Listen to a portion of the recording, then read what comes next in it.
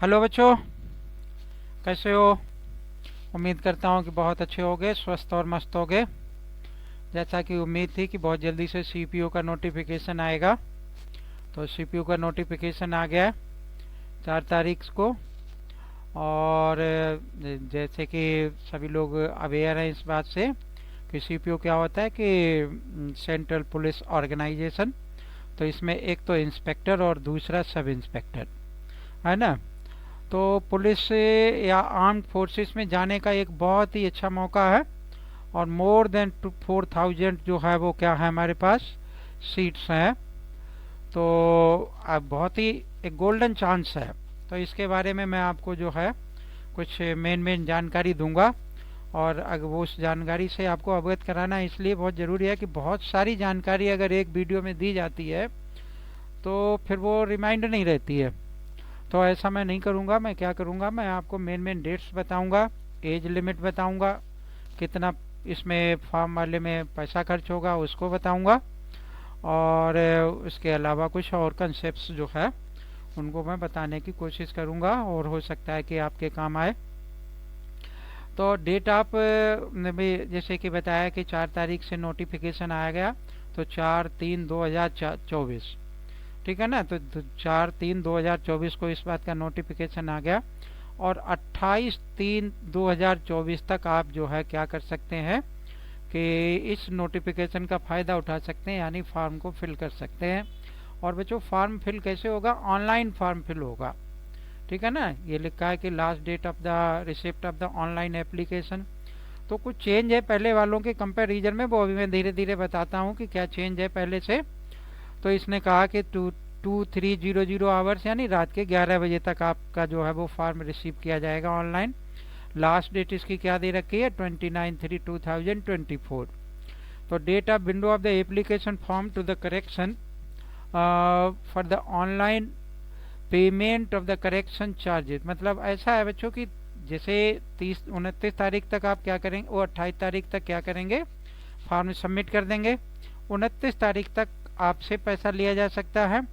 और किसी को ऐसा लगता है कि फॉर्म में कुछ मिस्टेक हो गई है, तो वो 30 तारीख को क्या कर सकता है कि करेक्शन कर सकता है उसमें कुछ चार्जेस के साथ में।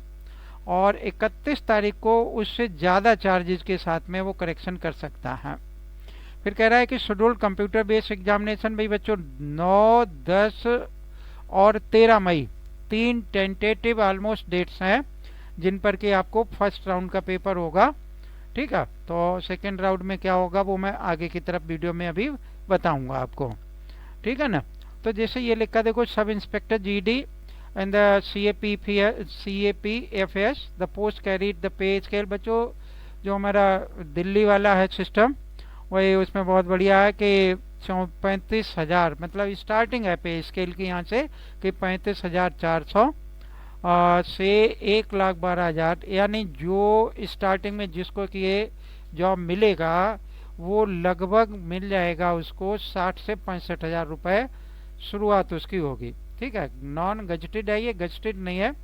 एग्जीक्यूटिव मेल एंड फीमेल दोनों के लिए हैं post in Delhi police. The post carried by the pay scale of the level 6, जो यहाँ पर था हमारा वही यहाँ पर है, ठीक है। ऐसा कुछ नहीं है। और दिल्ली में जो है आपको अपॉर्चुनिटी मिलेगी group C by the Delhi police, okay. तो जो हमारे पास वैकेंसीज हैं वो ऑलमोस्ट वैकेंसी अभी हमने आपको बताया कि मोर देन 4,000 वैकेंसीज हैं ओवरऑल मिला करके, मेल और फीमेल दोनों के लिए, जिनका कि मैंने आपको ये डिटेल में बताया कि अर्बन में और OB और SC ST EWS टोटल कितनी वैकेंसी हैं। तो ये जो एक सर्विसमैन, ये डिपार्टमेंटल कैंडिडेट, टोटल वैकेंसी यहाँ पर 125 है। क्या लिखा है? सब इंस्पेक्टर एग्जीक्यूटिव इन दिल्ली पुलिस मेल के लिए, ठीक है। सब इंस्पेक्टर इन दिल्ली पुलिस फीमेल के लिए 61 टोटल वैकेंसीज हैं। और सब इंस्पेक्टर GD CAPFS में कितना है? 892 वैकेंसी हैं। और 1597 CIFS में। तो इस तरीके से बच्चों वैकेंसियाँ दे रखी हैं अलग अलग, ठीक है।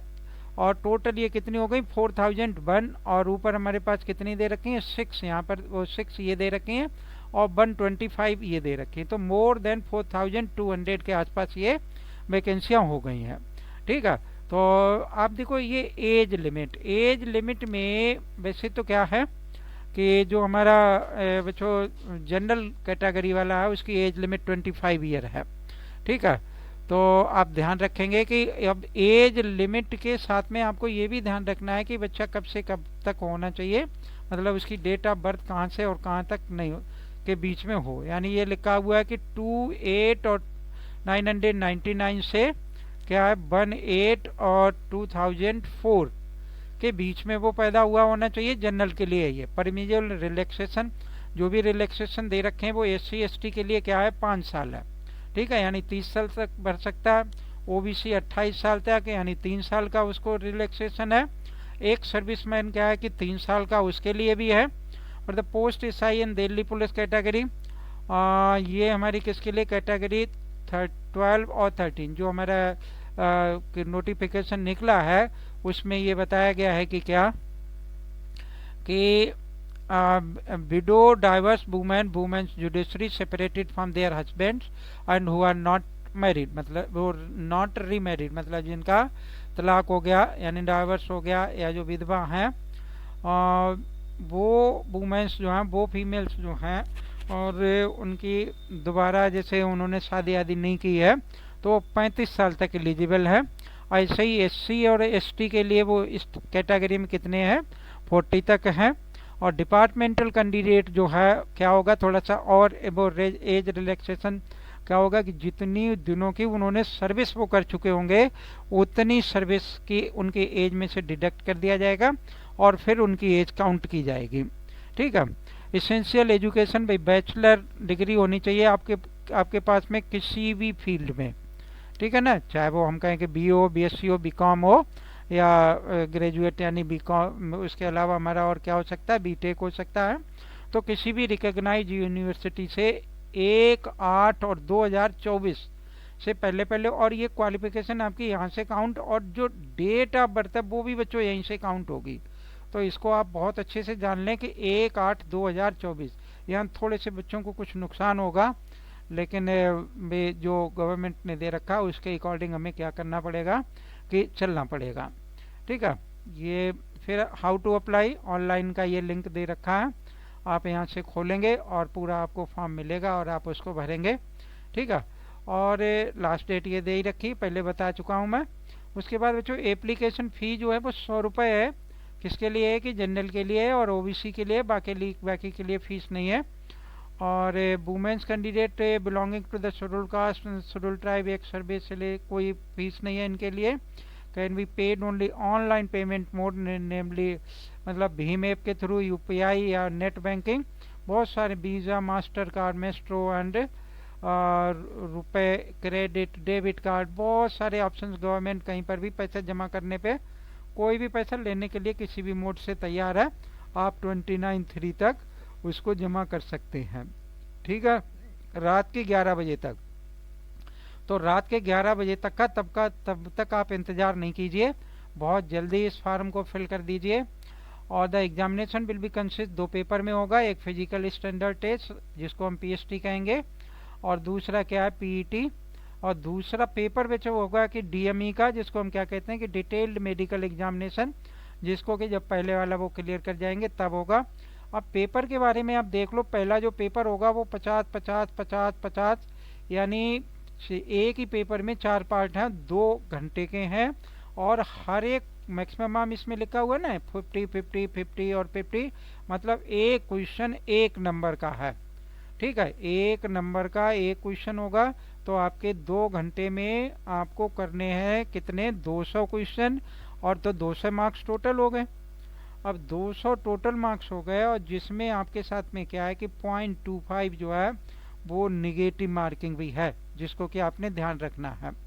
अच्छा, और आगे देखो सेकंड पेपर में क्या है कि सेकंड पेपर बच्चों सबके लिए नहीं है, ये है हमारा जो कि दिल्ली में इंस्पेक्टर बनना चाहते हैं उनके लिए 200 मार्क्स का एक इंग्लिश लैंग्वेज कंप्रीहेंशन का पेपर होगा।